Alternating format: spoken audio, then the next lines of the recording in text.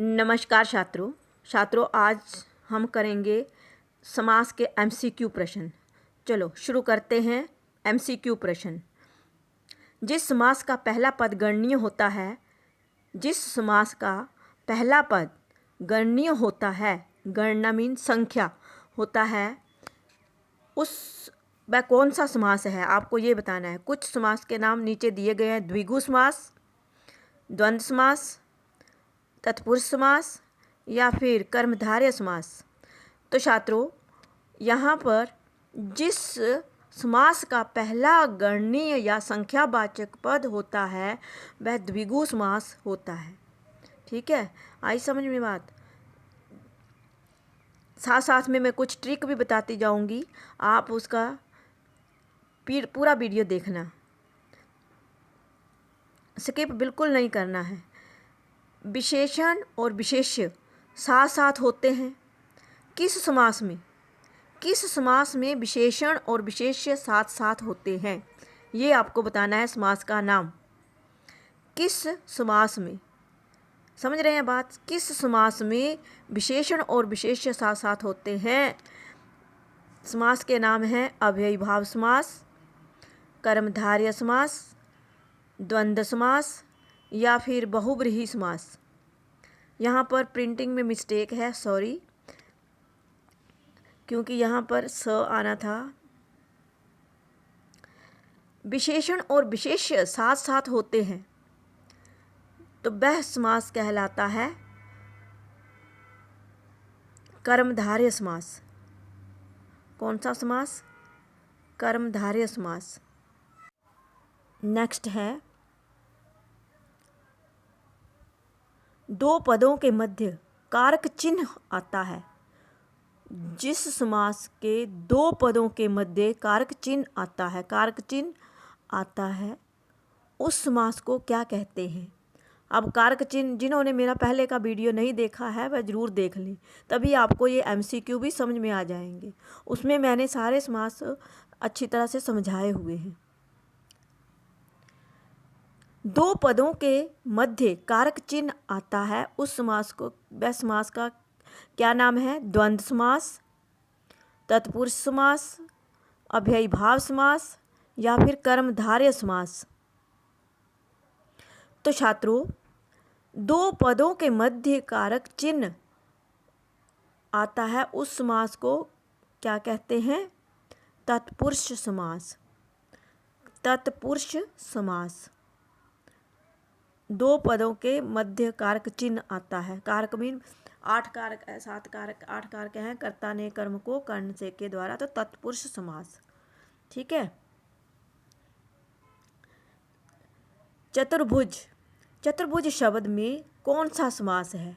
अब आपको एग्जामिनेशन में किसी भी तरीके से पूछा जा सकता है, शब्द के रूप में भी, वाक्य के रूप में भी, और कैसे भी।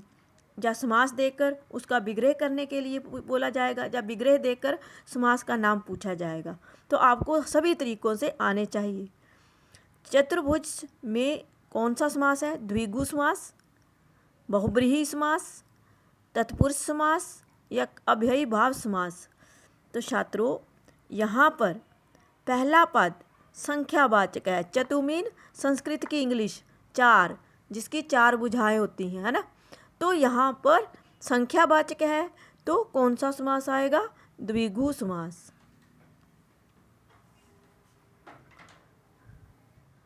यथाशक्ति दूसरों की सहायता करो। यथाशक्ति दूसरों की सहायता करो।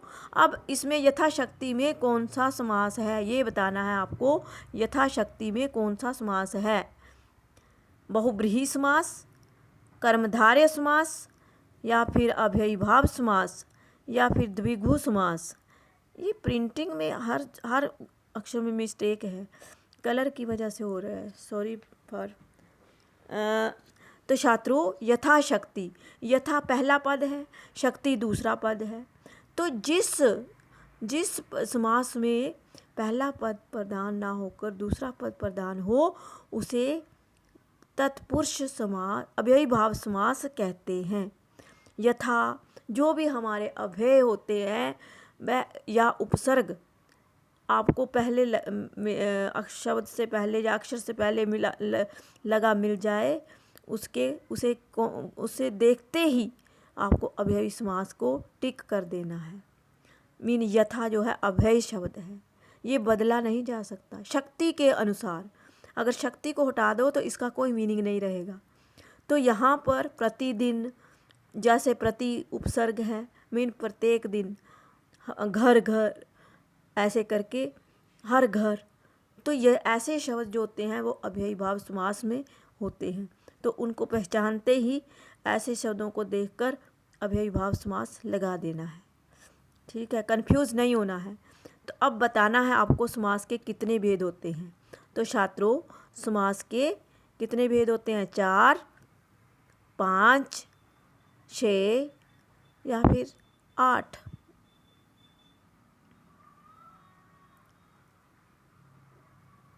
कितने भेद होते हैं? अब कई बोलते हैं कि 4 भेद होते हैं। मीन 2 जो हैं वो कंफ्यूज कर देते हैं, कर्मधारय और बहुब्रीहि। तो वास्तव में समास के 6 भेद होते हैं। कौन कौन से? अव्ययी भाव समास, तत्पुरुष समास, द्विगु समास, द्वंद्व समास, कर्मधारय समास और बहुब्रीहि समास। ठीक, ऐसे करके आपको भी याद कर लेने हैं सुकेंद्र से, फिर आपको अच्छे से याद हो जाएगा। श्री कृष्ण ने पीताम्बर धारण किया है।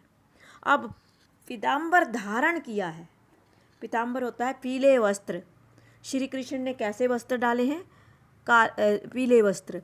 तो यहाँ पर बताना है कि पीताम्बर में कौन सा समास है। कर्मधारय समास, बहुब्रीहि समास, या फिर द्वंद्व समास, या फिर तत्पुरुष समास। तो छात्रों, यहाँ पर है कर्मधारय समास, धारण किए हैं। इससे भी पता चलता है, जब आपको वर्ड का मीनिंग आता होगा तो भी आपको समास की पहचान हो जाएगी। हम कपड़े क्या करते हैं? धारण करते हैं। तो पीताम्बर किसने धारण किए हैं? श्री कृष्ण ने। तो कर्मधारय समास।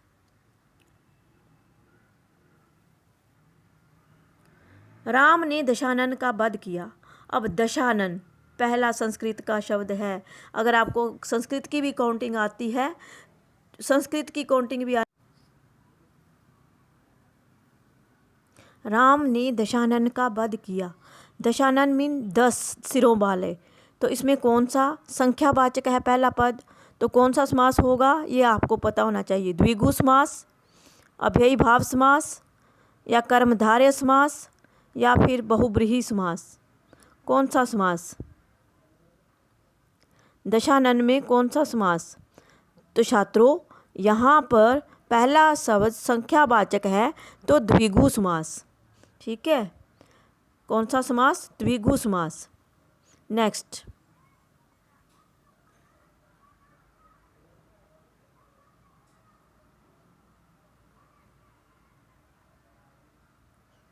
चरण कमल बंधो हरिराई। तो इसमें बताना है आपको कि कौन सा समास है।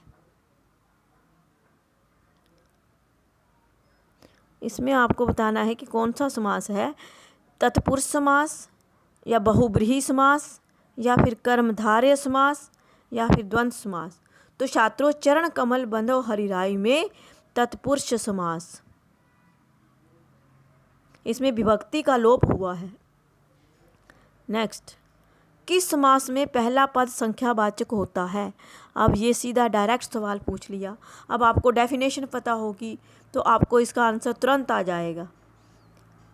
द्विगु समास, द्वंद्व समास, बहुब्रीहि समास, या फिर तत्पुरुष समास। तो छात्रों, यहाँ पर मैंने बहुत बार बार पहले भी प्रश्नों में समझा दिया है कि संख्यावाचक पद हो तो द्विगु समास कहलाता है। ठीक है, ये थे MCQ प्रश्न।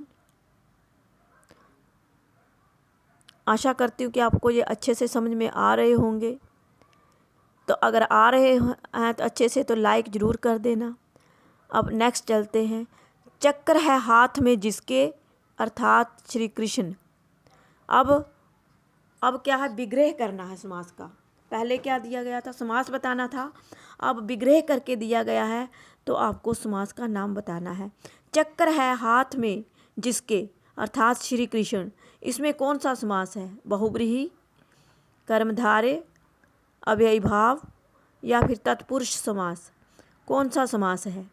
तो छात्रों, ये श्री कृष्ण के लिए प्रयोग हुआ है। चक्र है हाथ जिसके, ये दोनों पद से विपरीत अर्थ निकाल रहा है, तो यहाँ पर बहुब्रीहि समास। पाप पुण्य, अब इसमें कौन सा शब्द समास है? अब आपको मैं ये एक युक्ति बता देती हूँ, आपको एक आइडिया बता देती हूँ। जिसमें भी योजक चिन्ह होता है, ये डंडी जो बीच में योजक चिन्ह है, जोड़ने वाला चिन्ह, जहाँ दिखे और विलोम शब्द हो तो वहाँ पर आंखें बंद करके कौन सा समास लगा देना है आपको? द्वंद्व समास। तो आपको आंखें बंद करके कौन सा लगा देना है? द्वंद्व समास। पाप पुण्य, पाप और पुण्य, है ना, योजक चिन्ह का देख के और विलोम शब्द देख के आपको सीधा द्वंद्व समास लगा देना है। अब नीलकंठ, अब नीलकंठ पहला पद विशेषण है और दूसरा संज्ञा है। तो ये किस में होता है आपको पता होना चाहिए। विशेषण पहला शब्द और दूसरा संज्ञा, तो ये बहुब्रीहि समास, कर्मधारय और बहुब्रीहि समास दोनों में आ सकता है ये, क्योंकि नीलकंठ जो है वह शिवजी को भी कहा जाता है, नीले कंठ वाला, और इसका पहला पद विशेषण है और दूसरा संज्ञा है, तो ये बहुब्रीहि समास भी है। एक तो ये इकट्ठे पूछे नहीं जाएंगे अगर ये आएगा, तो अगर जो भी आएगा आपको तो कर्मधारय आएगा तो कर्मधारय लगा देना है, बहुब्रीहि आए तो बहुब्रीहि लगा देना है, क्योंकि दोनों उसमें नहीं होंगे। नेक्स्ट, तुलसीकृत, तुलसी द्वारा लिखी गई। अब इसमें कौन सा समास है? तुलसीकृत शब्द में कौन सा समास है? तत्पुरुष समास। करण तत्पुरुष, तुलसीदास जी द्वारा लिखी गई। कर्ता ने कर्म को करण से, है ना, कलम से ही लिखा ना तुलसीदास ने, तो करण तत्पुरुष समास।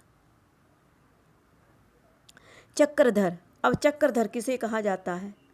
किसने चक्रधर कहा जाता है? श्री कृष्ण को, क्योंकि उन्होंने सुदर्शन चक्र धारण किया था उंगली में। तो यहाँ पर कर्मधारय या यहाँ पर बहुब्रीहि समास, यहाँ पर ओनली बहुब्रीहि समास। ओके, चक्रधर, इसका विपरीत अर्थ जा रहा है, दोनों पदों से विपरीत अर्थ हो वहाँ पर बहुब्रीहि समास। आमरण, अब यहाँ पर पहला पद उपसर्ग है आ, है ना, तो यहाँ पर आपको उपसर्ग दिखा नहीं और अभय पद दिखा, तो सीधा अव्ययी भाव समास लगा देना है।